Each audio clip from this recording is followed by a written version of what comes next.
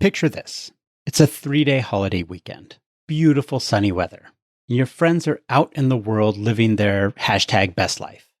And you're sitting at your desk because, quote, you were assigned more work than there are hours in the day, end quote. Sound familiar?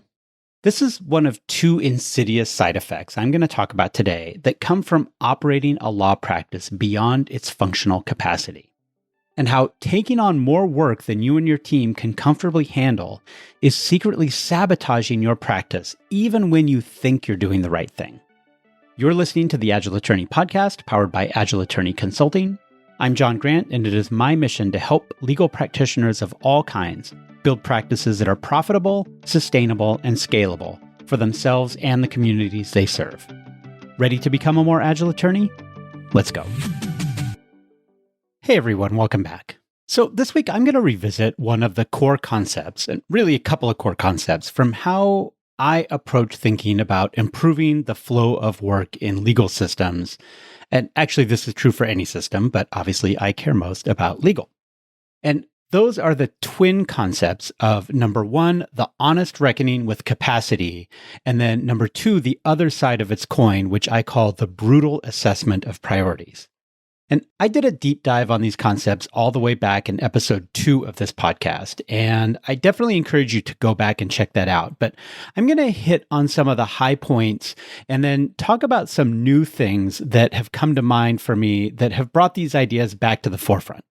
One of them had to do with a Reddit post that I saw over Memorial Day weekend. And as you've heard me say before, I read Reddit for fun and punishment, and I pay particular attention to a lot of the lawyer and legal subreddits.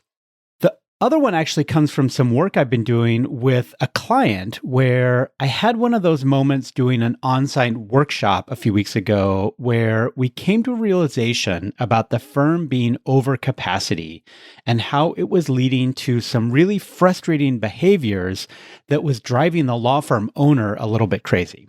So I'll tease those for now and get back to them in a few minutes. But first, let me go back over the core concepts around the honest reckoning with capacity. Now, the first thing I'm going to say should not be that controversial, but it bears repeating because there are some very real human cognitive biases that cut against this truth. And the truth is that your capacity is finite. And again, that's not earth-shattering news, but there's this thing called the optimism bias, which is documented in lots of behavioral science research.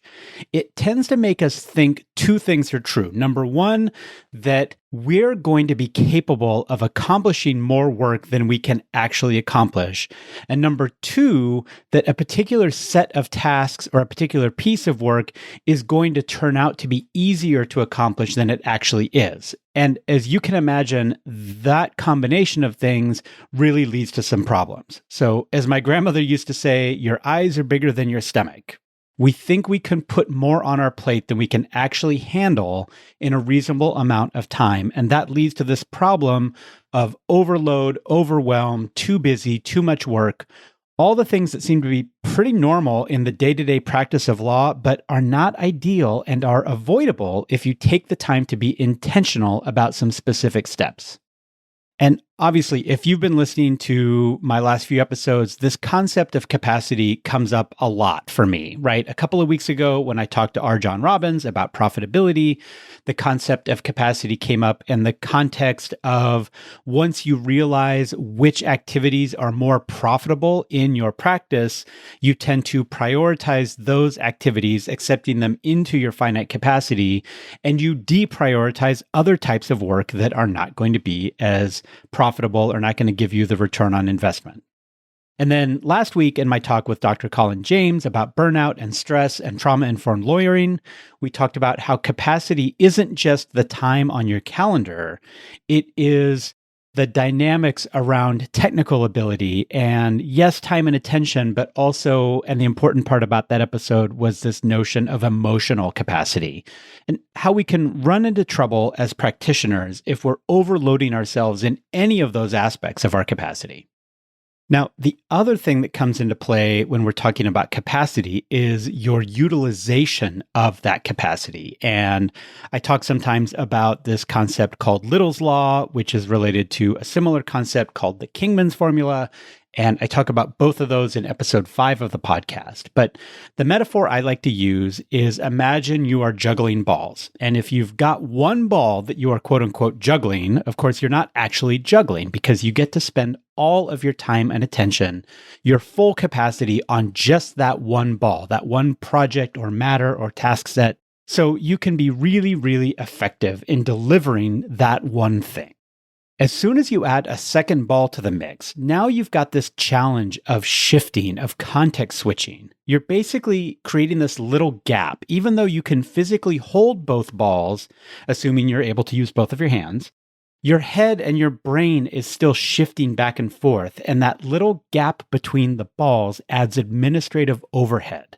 This is sort of a high-level management cost that is necessary for the conducting of your overall business, but it isn't directly adding value to the work on either one of those two balls that you're working on. Now, the problem is, as you add more and more balls and start throwing them into the air, those gaps start to multiply and they add up. And you get to this point where once you're juggling 15, 20, 50 different matters in your practice, you're actually spending a significant part of your finite capacity just on the overhead of managing all of that work. You are context switching, you are organizing, you are communicating, and those are valuable activities. I don't want to diminish the importance of doing those things, but what it means is you're spending more and more time on the gaps between the balls and less time on the activities needed to progress the balls themselves. And, there is so much advice and there are so many tools that are designed to help you make that administrative overhead go easier, faster, smoother, whatever, but you can't get rid of it entirely. And the alternative is to be much more intentional about your capacity and to make sure that you are taking on the right amount of work relative to the people, the processes, and tools that you have that make up the capacity inside of your system. Another way that I talk about this utilization challenge is with a freeway metaphor or a highway metaphor, right? And if you can imagine a multi-lane highway that is operating at 40, 50, maybe even 60% capacity, there's still a lot of cars on that freeway, but those cars are probably going pretty close to the speed limit. Once you get up to about 70 or 80% capacity, though, now the road is covered with so many different cars that the drivers are having to spend more of their time tracking each other, tracking the other cars on the road, looking out for dangers, looking out for obstacles. And the natural thing that happens when they're doing that is they slow down. They're slowing down for safety. They're slowing down for lots of reasons. But the reality is that a freeway operating at 70 or 80% capacity is going to be moving much, much slower than that freeway that's moving at 50 or 60% capacity.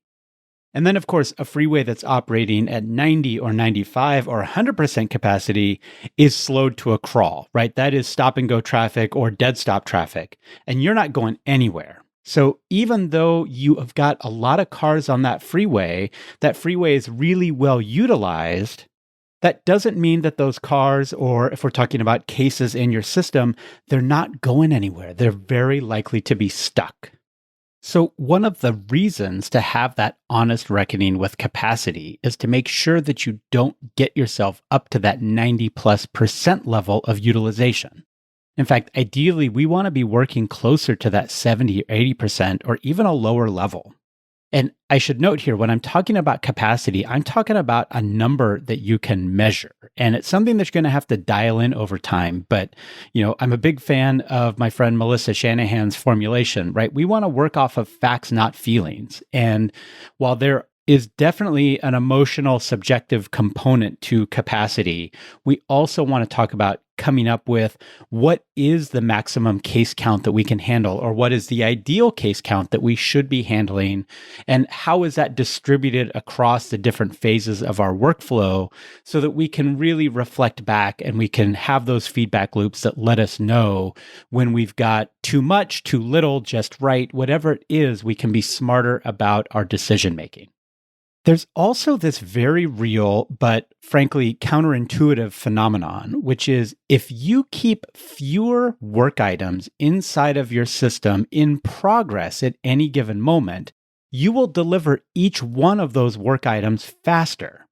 And when you can deliver work items faster, then over a longer stretch of time, you will actually deliver more work in that longer period of time by operating at a lower utilization rate than you will if you fill things all the way up to the maximum and the work just keeps getting stalled and stuck along the way. It's the reason we meter the on ramps on the freeway. And it's easy to think when you're stuck behind that on ramp meter that, oh, the reason why I'm stuck here is because the system is giving preference to those cars that are already on the freeway so that they can get home or get to work or whatever faster. And because I was a little bit later, I'm being punished behind this stop sign and I don't get to get onto the freeway sooner. And there's an element of that. But the other thing about those freeway meters is they actually are helping you get to your destination faster as well, because they're helping prevent the freeway from going over capacity and getting to that gridlock stage so that once you get into the resource, you're likely to complete your journey faster. And that's true of your caseload as well. The other pitfall of going over capacity, right? There's the administrative overhead that is planned overhead, right? You know you're going to take it on when you take on a new case. But there's this other thing that comes up that I talk about sometimes that in the lean and agile world we call failure demand. And failure demand comes from a situation where the work isn't moving. It wasn't going according to plan to begin with. And that causes all sorts of other things to have to happen in order to track the work or communicate about the work or keep it on track. And the most obvious manifestation of that in legal work is the client calling saying, "Where's my stuff?" Right? We hear this all the time. And if you have too much work, that work is getting stuck, work is getting lost, it's falling through the cracks, it's falling to the bottom of the priority list. And then all of a sudden the client calls and you have to respond to that. There's two things that aren't great about that. Number one, all that time you take responding to the client isn't doing anything to move the matter forward, right? It is complete waste from an effort standpoint. And it's waste that could have been avoided if you or the firm were managing capacity properly to begin with.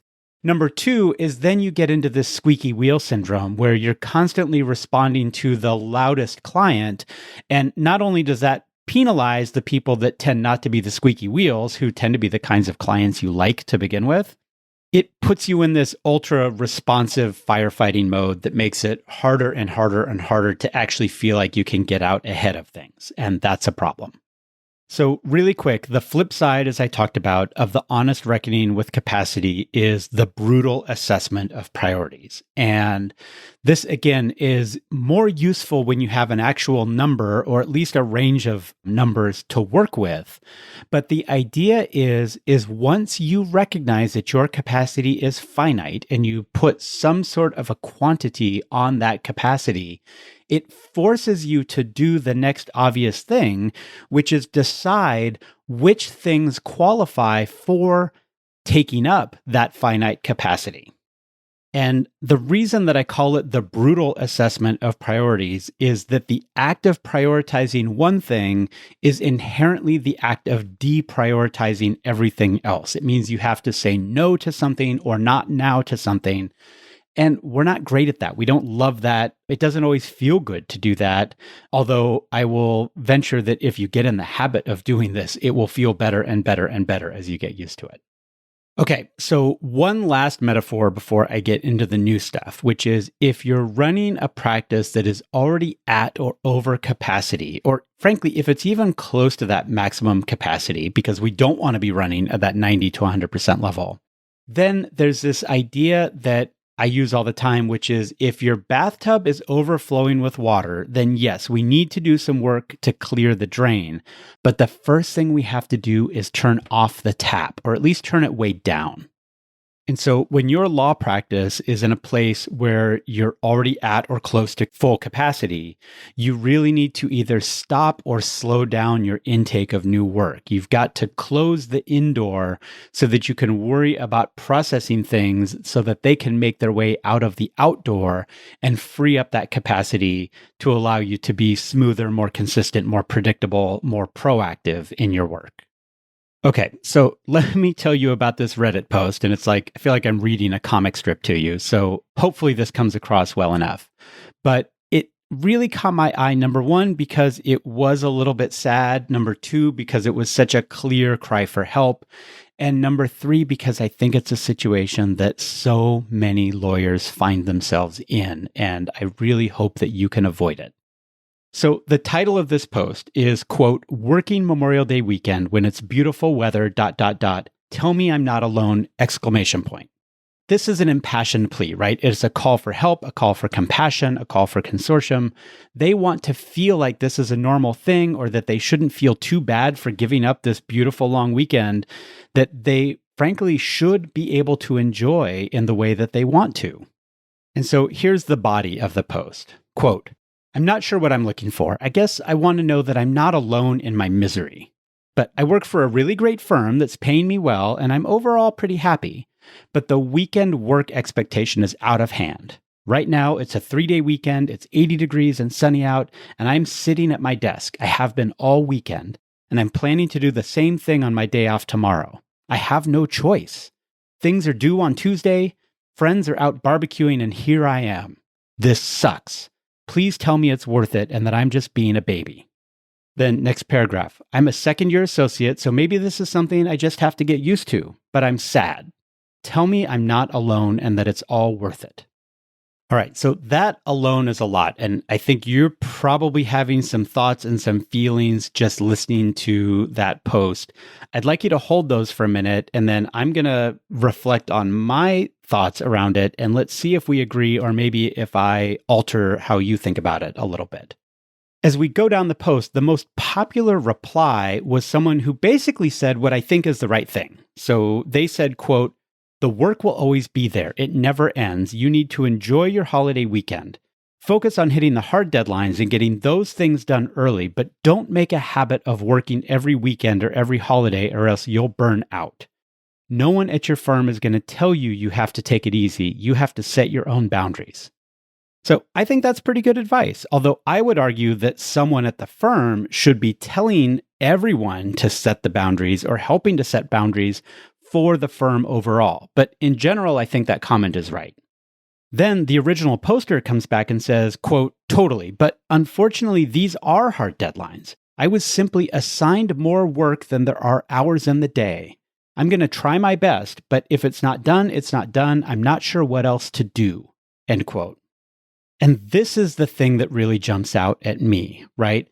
That quote, "I was assigned more work than there are hours in the day." This is the clear signal that the owners, the managers, the supervisors, whoever this person is working for inside of the firm is not engaged in any sort of an honest reckoning with capacity.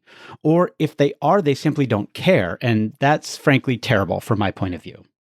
All right, so now I'm going to give you what my advice back to this associate was. And frankly, for those of you who are workers in a law firm, this is the advice I would give you in a similar situation.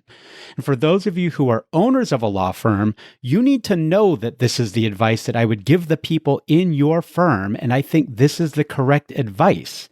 And if you don't like this advice, then you probably need to do a little self-reflection about your own relationship with capacity and your relationship with overwork, because it's not healthy for you, it's not healthy for your team, and it's not healthy for your business overall. So here's my response, quote, "Number one, recognize that your capacity is finite. If you use a Kanban system or other project management tool to track your assignments, both the in-progress ones and the upcoming ones, you'll be able to know when you're reaching capacity, and that will help you know when to either say no or not right now when someone tries to give you more work.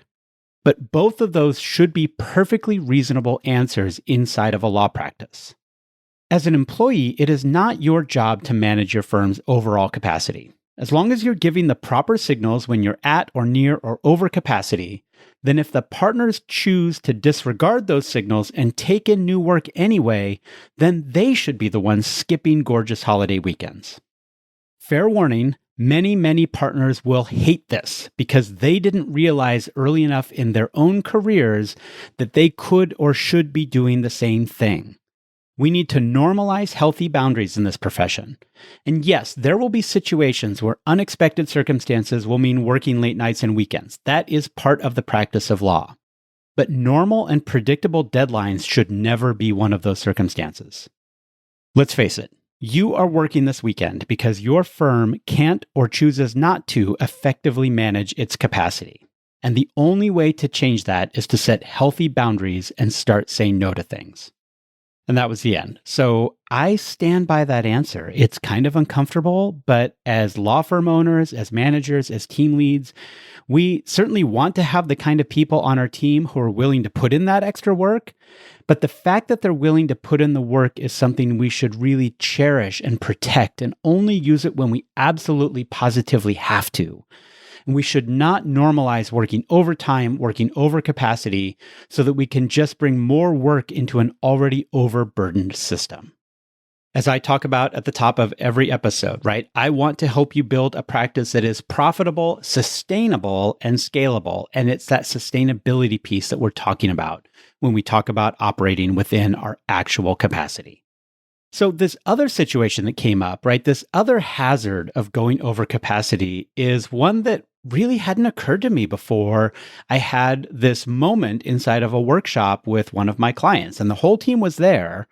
And this is a client that continues to struggle with capacity challenges. And it's one of those practices where demand is just off the charts, right? There are not enough lawyers in their area of practice to serve the community.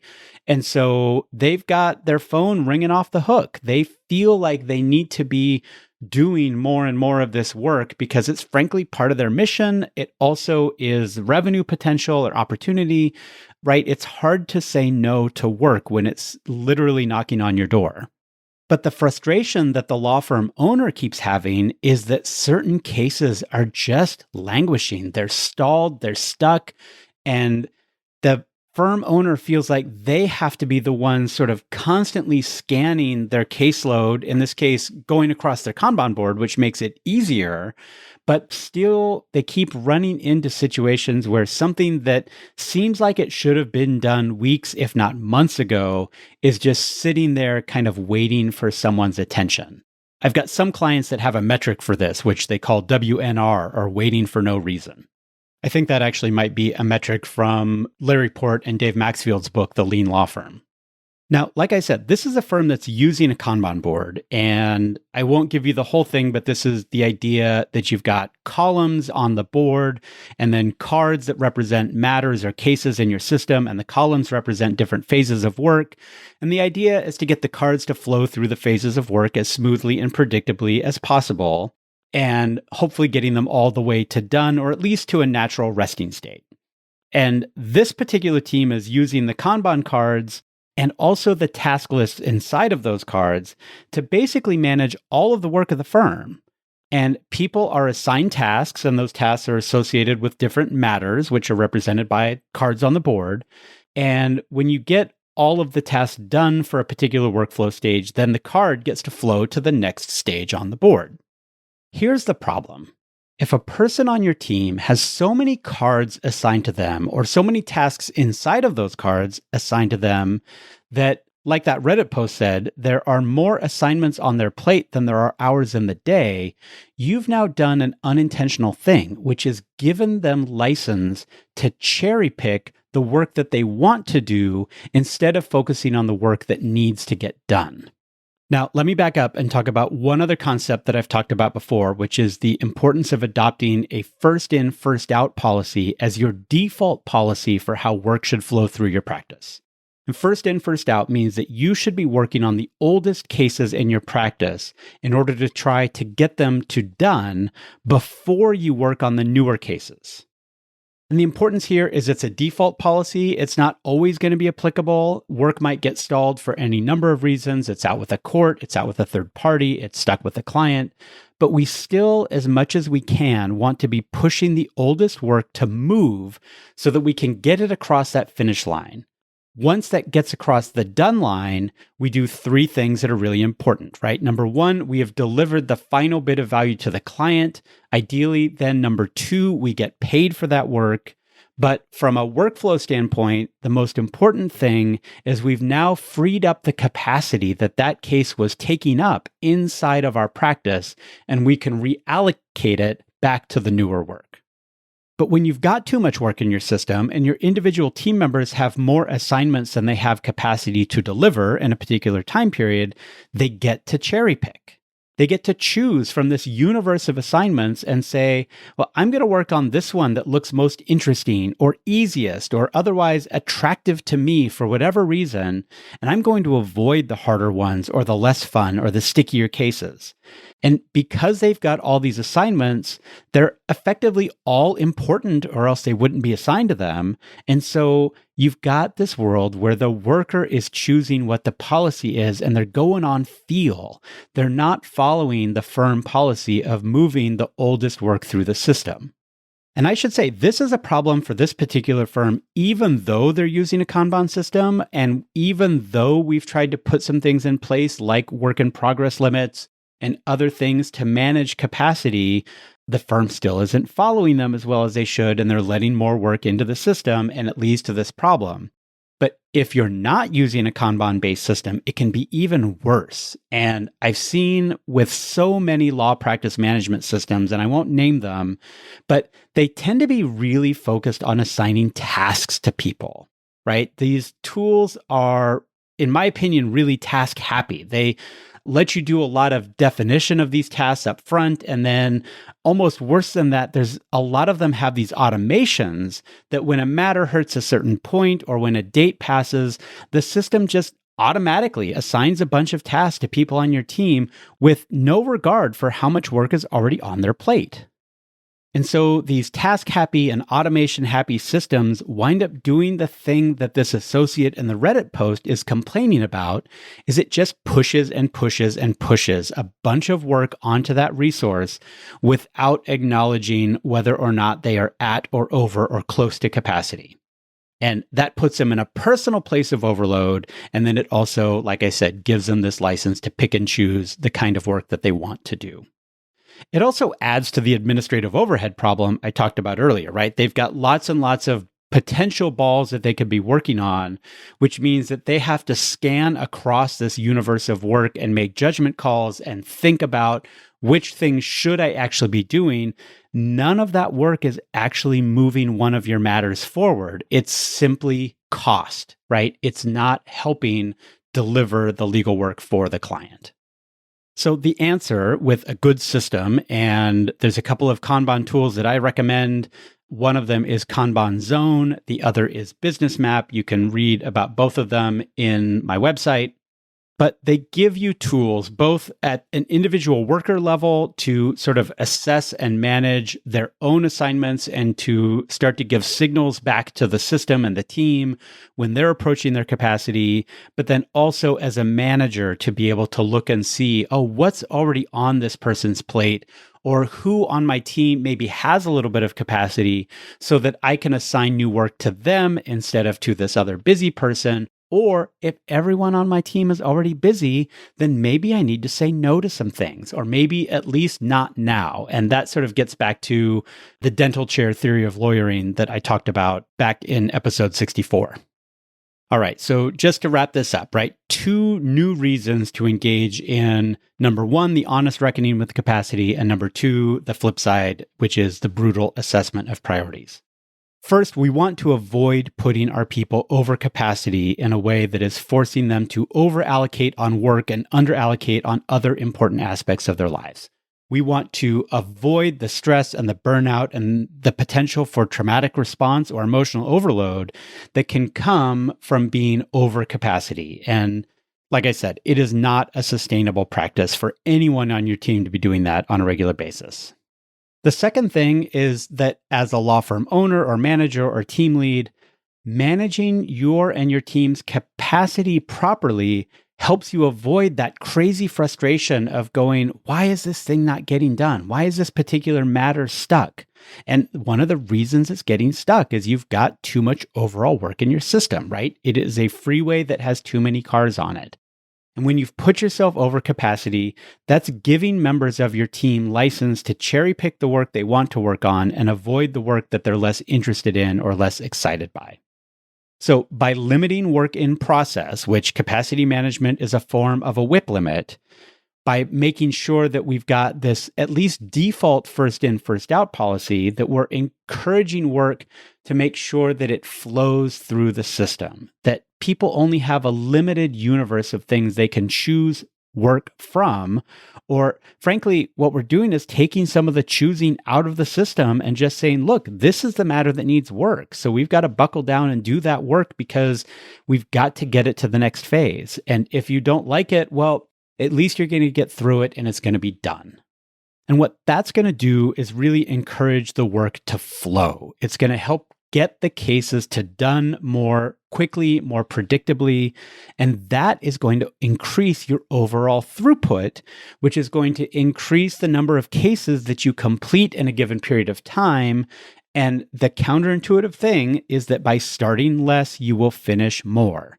And by finishing more, you're going to get more work done in that 3, 6, 12-month period of time. And it also is going to translate to better revenue and better profitability for your firm. Revenue because you're getting more work done, and profitability because you're spending less time on administrative overhead stuff and more time on the actual delivery work. All right, that's it for this week. I'm actually going to continue this theme of capacity next week, and I'm going to talk about some of the pitfalls that AI seem to be introducing when it comes to capacity management inside of a law practice. So you'll want to stay tuned for that. If you have any questions about this topic, or if you want to discuss ways to better assess your own capacity inside of your law practice, or if you just want to have something that you want to hear me talk about on the podcast, please don't hesitate to reach out to me. I'm at john.grant@agileattorney.com, or you can join the Agile Attorney community and get some information in there. As always, I am grateful for the production support I get from the great team at Digital Freedom Productions, and our theme music is Hello by Lunara. Thanks for listening, and I'll catch you again next week.